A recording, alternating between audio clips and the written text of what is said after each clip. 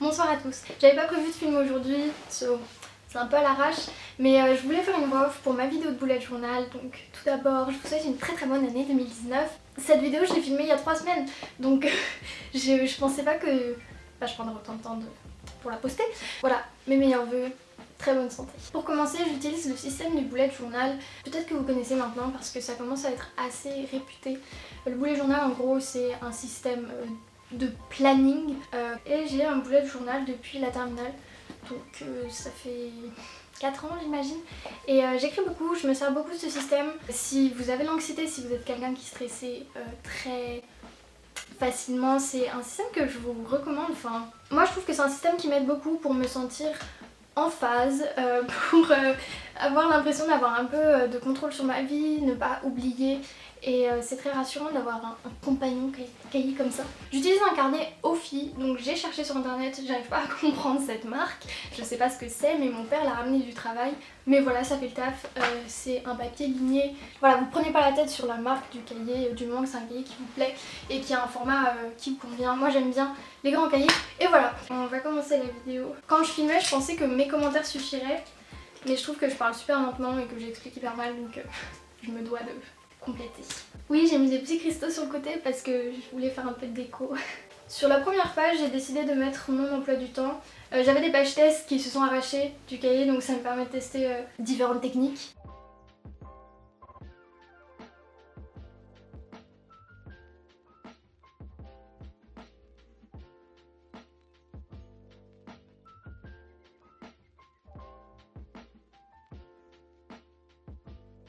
Et je vais matérialiser mes cours en coloriant dans le tableau les horaires qui correspondent à mes cours. J'ai pas directement écrit le nom de mes cours et les horaires, histoire que le feutre sèche, mais j'y reviendrai après, vous verrez. En vert, c'est mon temps du déjeuner et en rose, c'est mes transports. J'utilise pas d'index parce que j'en ai pas l'usage. C'est à la fin mon bullet journal que je mets toutes mes listes. Même si c'est un peu brouillon, c'est comme ça que je préfère. Parce que l'index ça marche pas, je n'y réfère jamais à chaque fois que je prends le temps d'en faire un, c'est pas très utile. Mais je vais quand même laisser une page parce que je trouve ça bizarre de commencer direct après comme ça. Là on va commencer le mois de janvier avec en face ce que j'ai à faire. Pour me sauver du temps, j'ai commencé à faire des photocopies de mon tableau du mois. Donc j'ai dessiné mon calendrier et je le photocopie à chaque fois. Vous pouvez aussi faire ça à l'ordi, faire un tableau, mais moi j'aime mieux voir mon écriture dans mon bullet journal. Je note les jours et ça a bavé quand j'ai mis le feutre. J'étais ravie. J'ai commencé par noter mes partiels, donc le cahier que vous voyez c'est mon agenda. C'est un agenda Muji très customisable et je me suis aperçue en fait pendant la vidéo que mes partiels étaient une semaine avant ce que je pensais. En violet je mets les rendez-vous que j'ai avec ma famille, mes amis, n'importe quel événement en fait. Et en vert en général je mets les rendez-vous médicaux. Sur la page de droite, j'écris ma to-do list, ce que je veux faire ce mois-ci, tout ce à quoi je dois penser.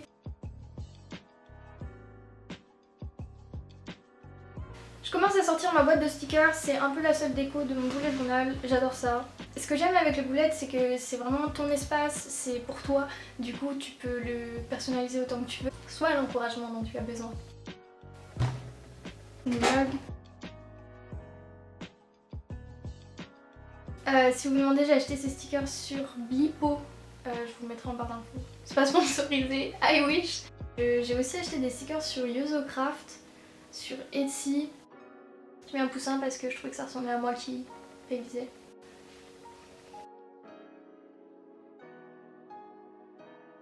J'étais en train de me demander si je voulais faire un tracker sur cette page de droite. Là je vous montre ce à quoi ressemblent mes trackers, je trouve ça moche. Je traque mon sommeil en écrivant le nombre d'heures que je dors à côté des dates. Donc ce mois-ci j'ai fait une pause. Là je m'étais entraînée pour mes vacances, j'étais encore en vacances. Après cette page je mets à gauche mes dépenses avec un post-it de mes revenus. À gauche je mets la date, à côté je mets l'endroit où j'ai dépensé mes sous, puis la nature du produit que j'ai acheté et enfin le prix. Sur la page de droite, je fais la to-do list de la semaine. C'est un truc que j'ai commencé à faire, j'ai l'impression que je l'ai déjà fait avant mais je me souviens pas exactement. J'aime bien me concentrer sur ma semaine, dans mon esprit c'est vraiment comme ça que ça marche, mon temps marche par semaine et par mois.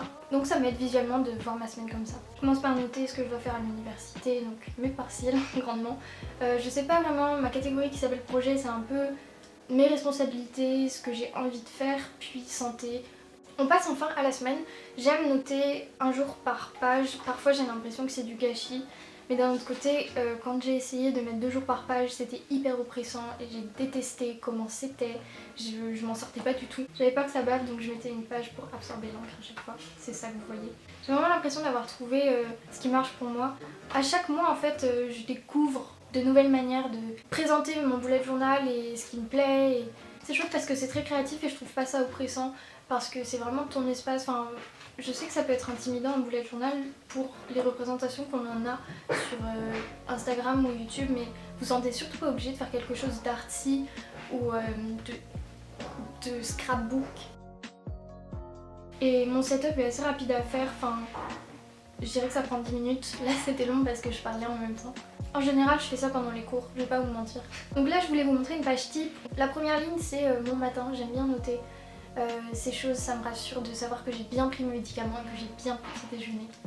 L'espace du bas, je dirais les 5-7 dernières lignes, je l'utilise comme espace de journal en fait. C'est là que je vais noter si j'ai des migraines, ce à quoi je pense en fait, ce qui me taraude, un espace de journal. Là j'écris ma daily gratitude, j'ai commencé à me forcer à faire la liste de choses pour lesquelles j'étais reconnaissante en terminale et j'ai appelé ça daily gratitude. Moi ça me plaît beaucoup, ça m'aide à relativiser aussi. Sur ces pages, j'ai décidé de faire ma liste de révision de partiel. Ça faisait pas beaucoup de sens pour moi de la mettre à la fin plutôt que près de la semaine où j'allais travailler. Donc c'est un peu une exception de ce que je fais d'habitude par rapport à mes listes. J'ai noté chaque matière avec la liste de tout ce que je devais faire, plus ou moins détaillé. Ce qui me stressait le plus c'était le devoir maison sur Don Quichotte en bas à gauche. Et ça a bien marché. Là je me sentais mieux, j'avais l'impression de reprendre le contrôle de ma vie. Pour vous updater, j'ai rajouté ces boîtes de chargement, enfin c'est pas vraiment chargement mais j'aime bien faire ça, ça fait une progression et ça m'a beaucoup motivée. Quand je devais lire 300 pages, j'ai fait une boîte pour chaque chapitre et tu colories à chaque fois que t'en lis un. On va passer aux listes à la fin, alors là j'ai un petit moment de réalisation à la fin. Oh, mais j'ai un vaccin à faire! J'ai pas beaucoup de listes, j'ai pris mon ancien bullet journal pour regarder quelle liste je voulais exporter, recopier ailleurs. J'ai mis des post-it pour des listes que je voulais mettre dans mon cahier YouTube. J'ai commencé à être intelligente et je trimballe donc ma wishlist plutôt que de la réécrire à chaque fois. Lazy hacks. À côté j'ai des idées de cadeaux pour mes proches, pour mon copain. Pareil sur des post-it pour que ça voyage de carnet en carnet. Puisque étant donné que j'écris un jour sur une page, un bullet journal me dure à peu près 3 mois. C'est pas énorme. À droite j'ai une liste de choses à ne pas oublier quand je vais dormir chez les gens. Je vais juste le recopier et le post-it va voyager comme ça.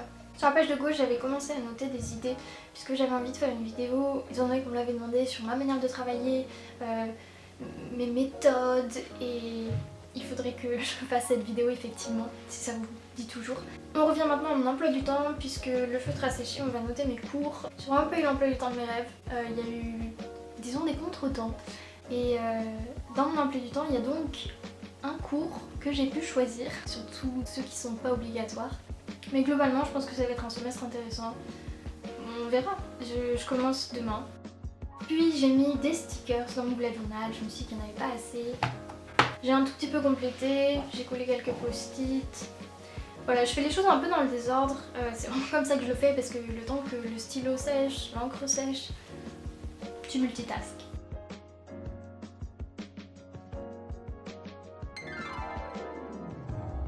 Je me suis aperçue que je vous ai pas parlé du matériel que j'utilisais dans cette vidéo. Le seul truc important c'est ce stylo Pilote V-Ball Pure Liquid Ink en 0,5. Je l'ai découvert il y a 3-4 ans. I swear by it, c'est vraiment le stylo que je rachète tout le temps et j'aimerais beaucoup pouvoir m'en passer parce que c'est archi pas écologique. Mais c'est avec ce stylo. Putain, je suis trop passionnée. Là c'est des feutres Tomboy que tu peux acheter sur Amazon, je les ai eu pour Noël.